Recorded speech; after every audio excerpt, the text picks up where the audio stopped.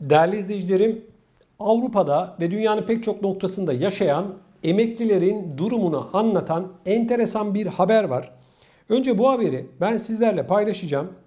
Ardından da yurt dışında yaşayan vatandaşlarımızın ve Türkiye'deki vatandaşlarımızın içinde bulunduğu durumu kısaca anlatmaya çalışacağım. Bakayım, Hollanda dünyanın en iyi emeklilik sistemi unvanını kaptırdı. Bakalım kime kaptırmış? Hollanda emeklilik sistemi geçtiğimiz yıla göre daha iyi olsa da dünyanın en iyi emeklilik sistemi unvanını İzlanda'ya kaptırdı deniliyor.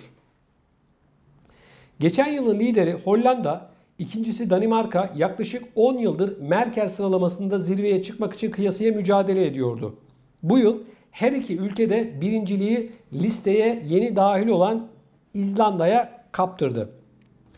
Merker emeklilik uzmanı Mark Hemskerk, Merker'in İzlanda'yı sıralamaya dahil ettiği ilk yıl ülkenin açık arayla bir numara olduğunu söyledi. Yetkili, İzlanda emeklilik sisteminin Hollanda'dan daha iyi puan aldığını, çünkü İzlanda'da 55 yaş üstü çalışan sayısının daha fazla olduğunu belirtti.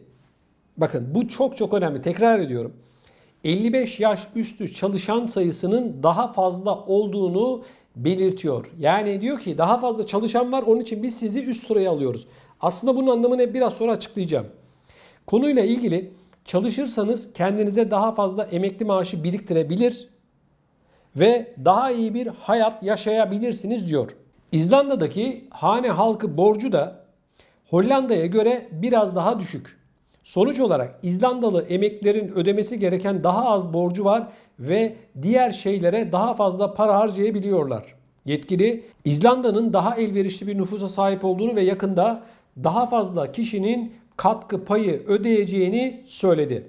Yetkili, emeklilik sistemimiz diğer ülkelere kıyasla iyi puan almaya devam ediyor. Dünyada A puanı alan 3 ülkeden biriyiz dedi. Bir süredir hisse fiyatlarının yükselmesinden ve piyasa faiz oranlarının da artmasından dolayı emeklilik kesintileri tehdidinin büyük fonların çoğunu geçtiğini söyledi. Şimdi bakın. Az önce ne dedim? İzlanda'da 55 yaş üstü çalışan sayısının daha fazla olması nedeniyle ve daha az borcu bulunduğu için insanların diyorlar ki siz birincisiniz. Bu ne biliyor musunuz? Bu aslında Avrupa'nın en iyi kölesini seçmişler. Bana soracak olursanız İzlanda kölelikte birinci. Niye diyeceksiniz? Sakın İzlanda'da yaşayan vatandaşlarımız, beni izleyenler sakın yanlış anlamasınlar. Ben sistemi eleştiriyorum. Bakın. Avrupa'da şu anda ne konuşuluyor? Emeklilik yaşının 68'e çıkartılması konuşuluyor, değil mi? Yani mezarda emeklilik konusu tartışılıyor. Bana soracak olursanız böyle bir şeyi tartışmak bile insanlık onuruna yakışmayan kölelik düzeninin bir göstergesi. 68 yaşına kadar çalışmak ne demek biliyor musunuz? 20 yaşında çalışma hayatına başlarsan 48 yıl boyunca çalışıp emekli olursan tam bir emekli maaşı alacaksın demek. Şimdi insanlar 35-40 yıl boyunca çalışıyor zaten mevcut şartlar içerisinde minimum. Bu insanlara ödenen emekli maaşı ne kadar? Ya da Avrupa'nın en gelişmiş ülkelerine baktığımızda sadece emekli maaşıyla sosyal yardım almadan ay sonunu getirebilmeleri mümkün mü? 35-40 yıl boyunca çalış, üret, alın teri dök ama sonunda adeta bir sadaka al. Sosyal yardımlar olmadan ev kiranı öde, faturalarını öde. Ay sonunu getir bakalım, torununun cebine de 10 euro, 20 euro harçlık koy bakayım, koyabilecek misin? İnsanlar şu anda aslında bu haber bana şunu anlatıyor. En iyi kölelerin bulunduğu ülkeyi seçmişler. Ve ne dönüyor haberde bakın.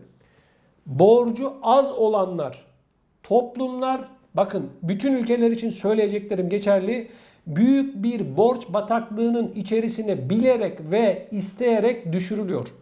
Borç bataklığında insanlar. Neredeyse insanların 10 kişiden en az 6'sının %60'ının borcu var arkadaşlar. Ya kişilere ya da bankalara, kredi kartına vesaire borcu var.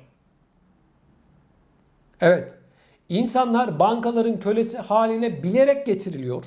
İnsanlar borç bataklığından çıkmasın, ömrünün sonuna kadar borç ödesin deniliyor. Ve yine bu araştırma bize şunu gösteriyor. Emekliler toplumların sırtında birer yükmüş gibi gösteriliyor. Ne diyor araştırmada? Daha az borcu var. 55 yaşın üzerinde çalışan çok olunca niye? Fazla para vermeyecekler. Ne kadar emekli varsa devletin kasasından o kadar çok para çıkacak. Peki bu insanlar çalıştığı dönemde kendilerinden kesilen sigorta primleri ne olacak? Ömrü boyunca bu insanın her ay almış olduğu maaştan kesinti yapmasını biliyorsun ama iş vermeye gelince vermiyorsun. Almanya, Fransa, Hollanda, İsveç, İsviçre, Danimarka, Finlandiya hangisini sayarsanız sayın hepsinde emekliler toplumun sırtında birer yük olarak görülüyor.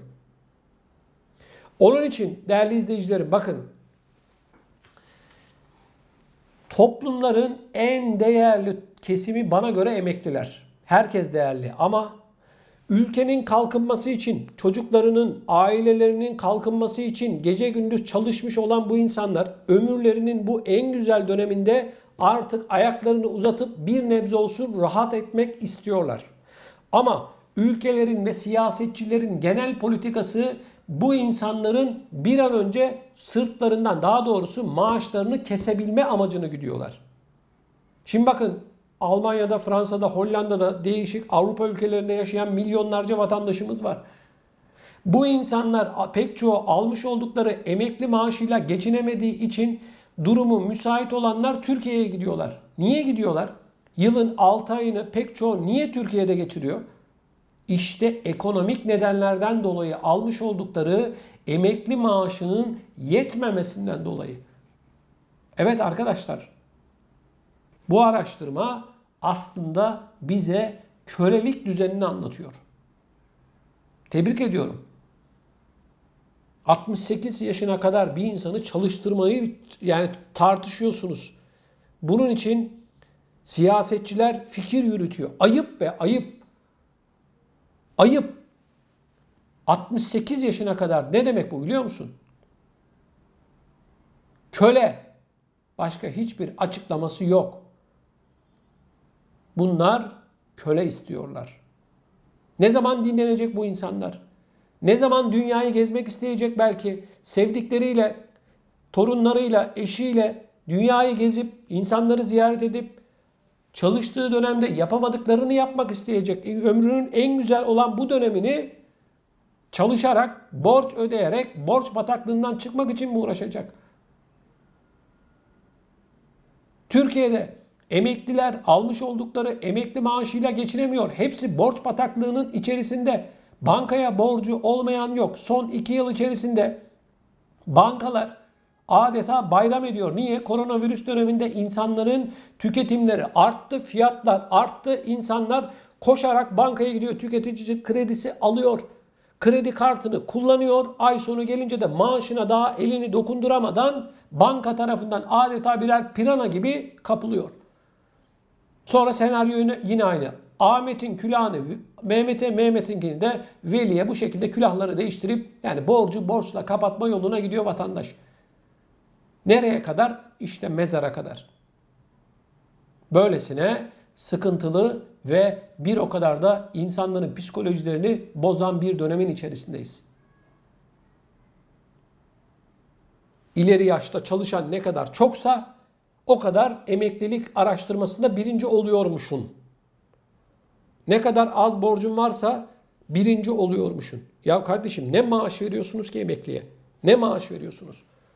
Bizleri yurt dışından veya Türkiye'den izleyen vatandaşlarımızın bu konuyla ilgili görüşlerini çok merak ediyorum. Lütfen videomuzun altında bulunan yorum bölümüne yazarak bizlere iletiniz.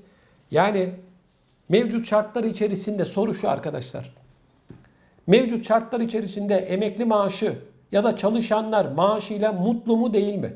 Borcunuz var mı yok mu? Lütfen bu konuyla ilgili görüşlerinizi videomuzun altında bulunan yorum bölümüne yazarak bizlere iletin. Yine bir hatırlatmada bulunmak istiyorum değerli izleyicilerim. Daha fazla da insana ulaşabilmemiz ve sesimizi duyurabilmemiz için mutlak surette videolarımızı beğenmenizi ve mümkünse kanalımıza abone olmanızı rica ediyorum. Yani sadece videonun altındaki abone ol tuşuna basıyorsunuz. Bu kadar.